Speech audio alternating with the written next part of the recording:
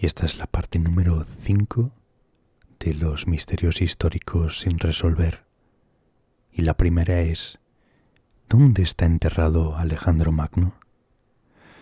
A los 32 años, Alejandro Magno había llegado a Asia, conquistando una región desde los Balcanes hasta Pakistán y gobernando el imperio más grande del mundo antiguo. Luego, en el año 323 a.C., murió y su imperio se derrumbó como un castillo de naipes. Alejandro fue vencido por una enfermedad en Babilonia. Los documentos históricos sugieren que uno de sus generales trajo su cuerpo de regreso al antiguo Egipto 2 años después. La tumba de Alejandro Magno está atestiguada en varios relatos históricos, pero su ubicación exacta sigue siendo un misterio. Según Quinto Curcio Rufo y Justino, Alejandro pidió poco antes de su muerte ser enterrado en el templo de Zeus Amón en el oasis de Siwa. Ese deseo de Alejandro de ser enterrado en Siwa no fue respetado. Tras la muerte de Alejandro en Babilonia, su cuerpo fue enterrado inicialmente en Menfis por uno de sus generales, Ptolomeo I Sóter, antes de ser trasladado a Alejandría, donde fue enterrado de nuevo. Julio César, Cleopatra y Augusto, entre otros, son conocidos por haber visitado la tumba de Alejandro en Alejandría durante la antigüedad. Se desconoce su destino posterior y fue posiblemente destruida en los siglos IV o V. Desde el siglo XIX se han realizado más de 100 intentos oficiales para tratar de identificar el lugar de la tumba de Alejandro Magno en Alejandría. Cuando Juan Crisóstomo visitó Alejandría en el año 400 después de Cristo, pidió ver la tumba de Alejandro y comentó: «Ni siquiera su propio pueblo conoce su tumba». Por el contrario, en torno a esa misma época, Cirilo de Alejandría señala que la tumba fue abierta por orden del emperador Teodosio I y saqueada. Autores posteriores como Ibn al-Hakam, nacido en el 803, Al-Masudi, nacido en el 896, y León el Africano, nacido en el 1494, informan de haber visto la tumba de Alejandro.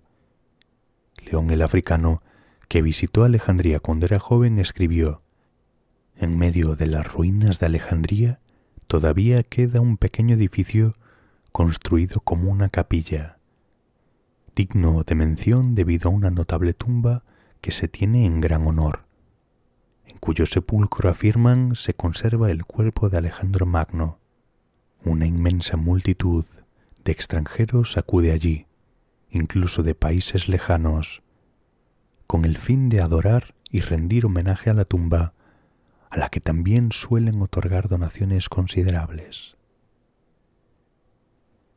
Se dice que a George Sandys, que visitó la ciudad de Alejandría en el año 1610, le mostraron allí un sepulcro venerado como el lugar de descanso de Alejandro, aunque es probable que se trate de una mera repetición de la descripción dada por Africano.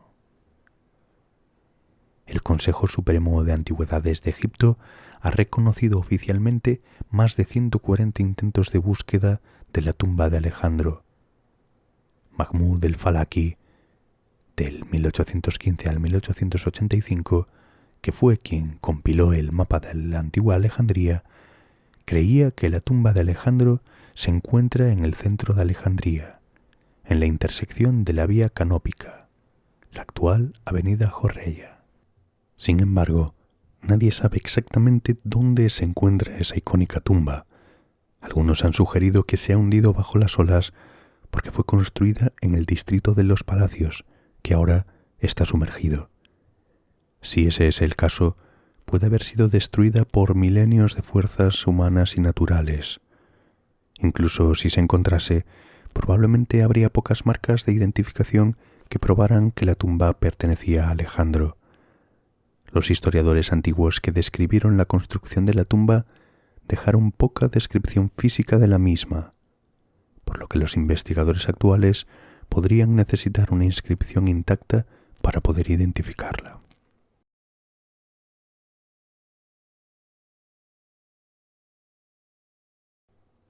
Número 2. ¿Comprenderemos algún día el arte y la escritura de la isla de Pascua? La isla de Pascua, o Rapa Nui, en la lengua de sus habitantes, es uno de los lugares poblados más aislados de la Tierra. Hace más de 1000 años, sus habitantes levantaron cientos de monolitos de varias toneladas, conocidos como moai, que han fascinado a los arqueólogos desde su descubrimiento hace unos 300 años.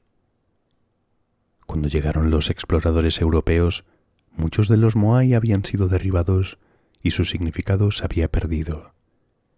Puede que fuesen símbolos de poder entre grupos beligerantes, o puede que tengan una finalidad religiosa pacífica. Las tablillas de madera y piedra halladas aquí también son un misterio. Contienen una escritura sin descifrar. El misionero francés Eugène Euraud fue el primero en informar sobre este hecho en el año 1864. Los glifos incluyen formas pictóricas y geométricas, y fueron grabados sobre todo en madera. En esa época varios isleños afirmaron que podían entender la escritura, pero según la tradición, solo las familias gobernantes y los sacerdotes sabían leer y escribir, y ninguno sobrevivió a las incursiones esclavistas o epidemias posteriores. A pesar de los numerosos intentos, los textos supervivientes no han sido descifrados, y sin desciframiento no es seguro que realmente se trate de una escritura. Parte del problema es la pequeña cantidad que ha sobrevivido, solo 2 docenas de textos, ninguno de los cuales permanece hoy en la isla. También hay solo un par de similitudes con los petroglifos de la isla. Estos símbolos se llaman los glifos de Rongo Rongo y se escribían en lo que denominamos bustrofedón inverso, o sea, de izquierda a derecha y de abajo a arriba. Es decir, el lector comienza en la esquina inferior izquierda de una tablilla, lee una línea de izquierda a derecha y luego gira la tablilla 180 grados para continuar en la siguiente línea. Es posible que las tablillas y los pentagramas más grandes se leyesen sin girar si el lector podía leer al revés. Según la tradición oral, los escribas utilizaban lascas de obsidiana o pequeños dientes de tiburón, presumiblemente las herramientas con mango que todavía se utilizan para tallar la madera en Polinesia, para estriar y pulir las tablillas y luego grabar los glifos. Los glifos son formas estilizadas humanas, animales, vegetales y geométricas, y a menudo forman compuestos. Casi todos los que tienen cabeza están orientados con la cabeza hacia arriba y se los ve de frente o de perfil hacia la derecha, en la dirección de la escritura.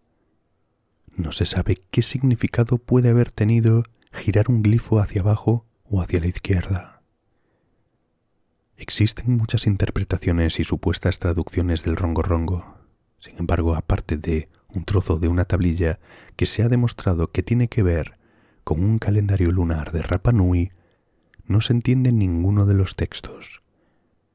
Hay 3 obstáculos serios para descifrarlo, suponiendo que el Rongo Rongo sea realmente una escritura como nosotros conocemos. El pequeño número de textos restantes, la falta de contexto como ilustraciones para interpretarlos, y la pobre certificación del antiguo idioma Rapa Nui, ya que el Rapa Nui moderno está muy mezclado con el tahitiano y, por lo tanto, es muy poco probable que refleje fielmente el idioma de las tablillas. La opinión predominante es que el Rongo Rongo no es una escritura verdadera, sino un tipo de protoescritura o incluso un dispositivo mnemotécnico más limitado para la genealogía, coreografía, navegación, astronomía o agricultura de la cultura de la isla.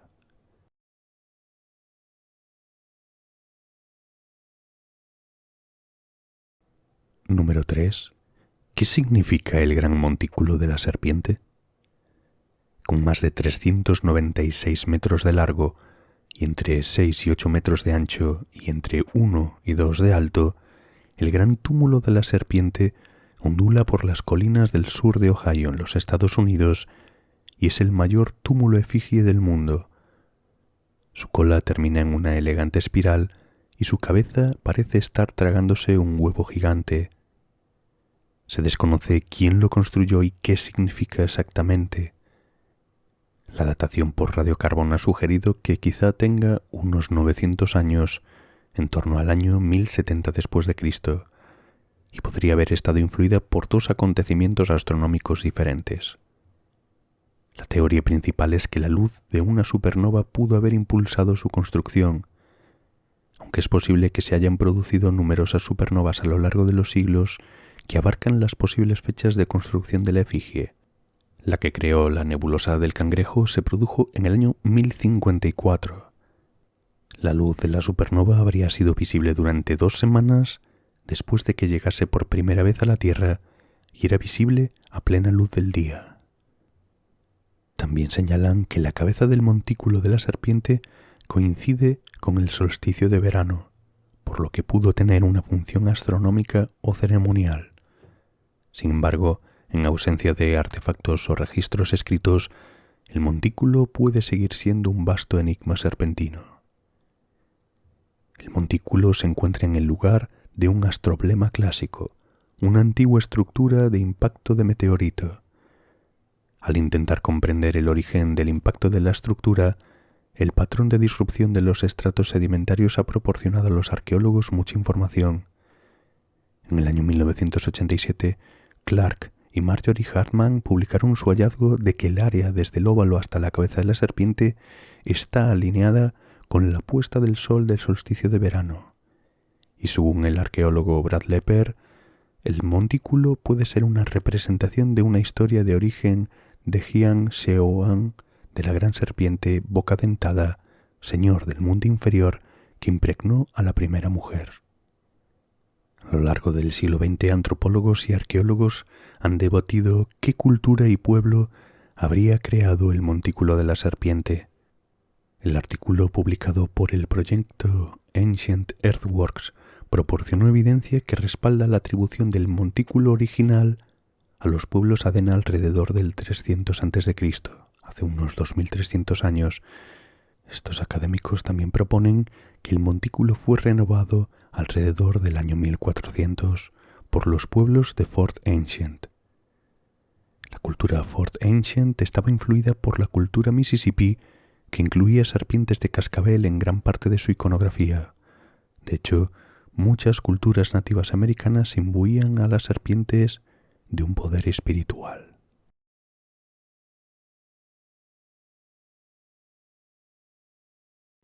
Número 4. Estatuas vivientes. Entre 1917 y 1928 se estima que más de 1 millón de personas contrajeron una enfermedad que causó directamente más de 500.000 muertes en todo el mundo. Las víctimas, que estaban vivas y conscientes, se encontraban en un estado de semi-inconsciencia inexplicable. La encefalitis letárgica, también conocida como enfermedad del sueño, apareció por primera vez en Europa y se extendió rápidamente por todo el mundo, alcanzando niveles epidémicos en América del Norte, Europa e India. De los supervivientes, casi la mitad finalmente se encontraron incapaces de interactuar físicamente con el mundo que los rodeaba, aunque eran plenamente conscientes de su entorno. Aunque en ocasiones eran capaces de hablar, mover los ojos e incluso reír, generalmente parecían estatuas vivientes totalmente inmóviles durante horas, días, semanas o incluso años. Los que sobrevivieron quedaron en un estado de semi-inconsciencia del que algunos salieron a finales de los años 60 gracias al tratamiento de Oliver Sacks con el fármaco L-Dopa, pero la mejoría duró muy poco tiempo. La enfermedad fue descrita por primera vez por el neurólogo griego del Imperio Austrohúngaro Konstantin von Economo del 1876 al 1931 y Jean-René Cruchet. No se sabe por qué la enfermedad desapareció solo para resurgir esporádicamente, ya sea en Europa en la década de 1950 o en China hace 10 años, cuando una niña de 12 años estuvo hospitalizada durante 5 semanas con la enfermedad. El diagnóstico retrospectivo sugiere tentativamente varios brotes históricos de encefalitis letárgica.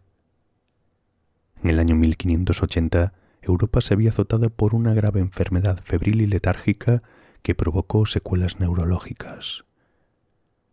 Del 1673 al 1675 se produjo una epidemia grave similar en Londres, que Thomas Sydenham describió como febris comatosa. En el año 1695, una mujer de 20 años en Alemania experimentó un ataque de fiebre cerebral somnolienta, según lo escrito por Albrecht de Hildesheim. Entre 1712 y 1713 se produjo en Tubinga, en Alemania, una grave epidemia de enfermedad del sueño, seguida en muchos casos de lentitud persistente de movimientos y falta de respuesta. Entre 1750 y 1800, Francia y Alemania sufrieron epidemias menores de coma somnoliento. Entre 1848 y 1882, el neurólogo Jean-Martin Charcot, con base en París, documentó muchos casos aislados de esta enfermedad. Y en 1890, tras la epidemia de gripe de 1889 y 1890, se desató en Italia una grave epidemia de enfermedades somníferas, conocida como nona. En los pocos supervivientes de la nona, casi todos los casos sufrieron secuelas. Aunque antes se creía que estaba relacionada con la epidemia de gripe española, la investigación moderna aporta argumentos en contra de esta afirmación. Se desconoce con certeza la causa de la encefalitis letárgica. Investigaciones realizadas en el año 2004 sugieren que la enfermedad se debe a una reacción autoinmune, una respuesta absolutamente desproporcionada de nuestro organismo contra una enfermedad que causa mucho más daño que la enfermedad en sí. Según investigaciones, el origen podría ser una mutación de una bacteria del género Streptococo. Mientras la variante común solo produciría leves molestias de garganta, la mutada provoca una respuesta equívoca del sistema inmune del afectado reaccionando frente al sistema nervioso.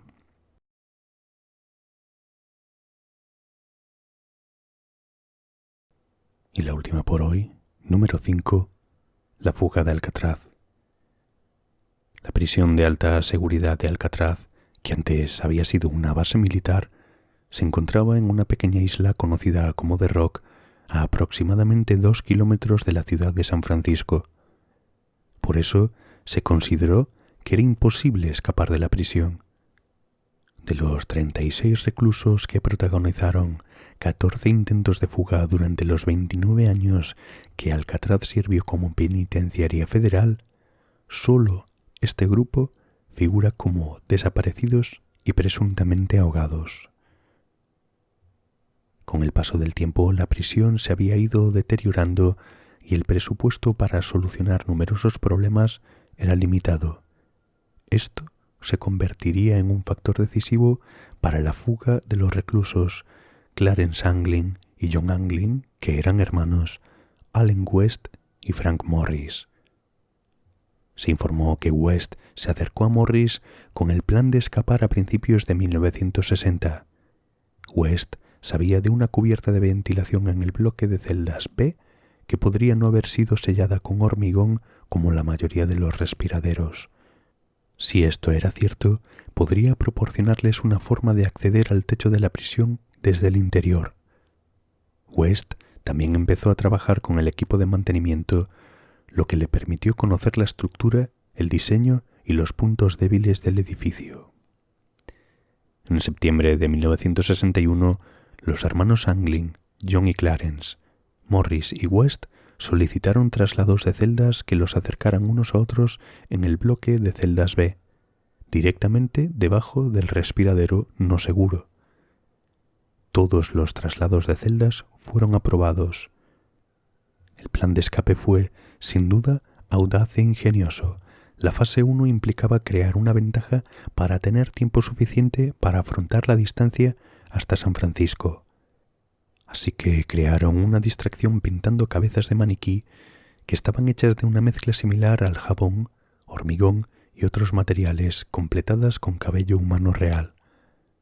Colocaron las cabezas en sus camas para engañar a los guardias y, efectivamente, cuando sonó la campana de las 7 de la mañana para despertar a los prisioneros la mañana siguiente a la fuga, los guardias descubrieron que los prisioneros todavía estaban dormidos en sus camas.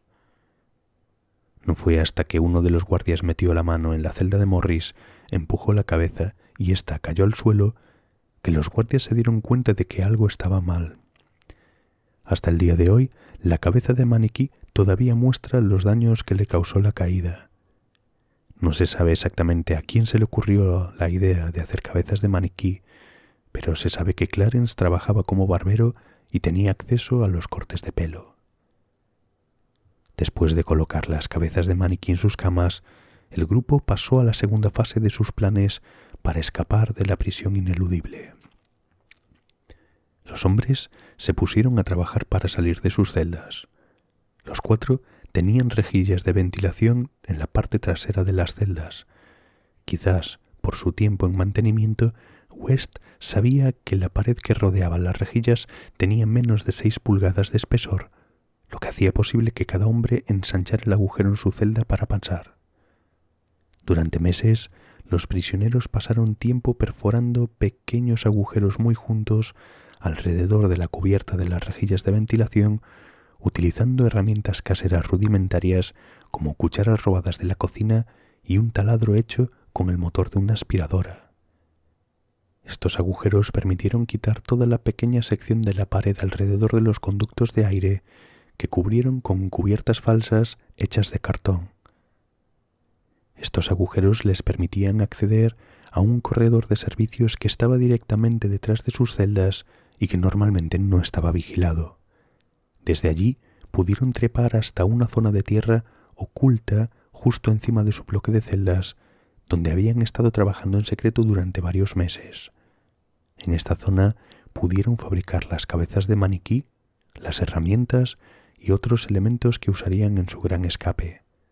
Sin embargo, cabe señalar que West nunca llegó a este lugar de aterrizaje durante la fuga porque no pudo atravesar la última parte de la pared alrededor de su rejilla de ventilación y, en consecuencia, tuvo que quedarse atrás. Desde ese lugar, el trío pudo trepar por tuberías hasta el techo y llegar a un respiradero que habían quitado previamente. Según quienes estudiaron la historia, se sabe que un sonido se escuchó alrededor de las 10:30 de la noche y ese fue el sonido de la cubierta del respiradero que se empujaba hacia afuera en el techo. Luego bajaron por el techo a través de una tubería hasta la parte trasera de su bloque de celdas, treparon la cerca y se dirigieron a la costa norte de la isla. Para escapar de la isla, los prisioneros habían fabricado chalecos salvavidas y una balsa de goma, todo ello hecho con impermeables que les habían proporcionado en la prisión. Reunieron más de 50 impermeables para el trabajo. Posiblemente los cosieron juntos con máquinas de coser y vulcanizaron las capas de goma sosteniendo las costuras al calor de las tuberías de vapor. La balsa se infló utilizando una concertina, un pequeño acordeón. Una vez que se dieron cuenta de que los prisioneros habían desaparecido, Alcatraz se cerró y comenzó la búsqueda. Los guardias encontraron rápidamente el taller oculto, el agujero en el techo y huellas en el techo y en el suelo de la tubería por donde bajaron. El FBI se unió al caso, así como a la Guardia Costera y la Oficina de Autoridades Penitenciarias, en una búsqueda a gran escala, pero los fugitivos, así como su balsa, no aparecieron nunca. En los años siguientes, el FBI y las fuerzas del orden locales siguieron a cientos de pistas, pero nunca aparecieron pruebas concluyentes que apoyaran el éxito o el fracaso del intento. Autoridades, periodistas, familiares y aficionados propusieron numerosas teorías de muy diversa verosimilitud. En 1979, el FBI concluyó oficialmente, basándose en pruebas circunstanciales y en la opinión predominante de expertos, que los hombres se ahogaron en las frías aguas de la bahía de San Francisco sin llegar a tierra firme. Han seguido apareciendo nuevas pruebas circunstanciales y materiales que han alimentado nuevos debates sobre si los reclusos lograron sobrevivir. el expediente del caso sigue abierto y activo, y Morris y los hermanos Anglin siguen en la lista de personas más buscadas.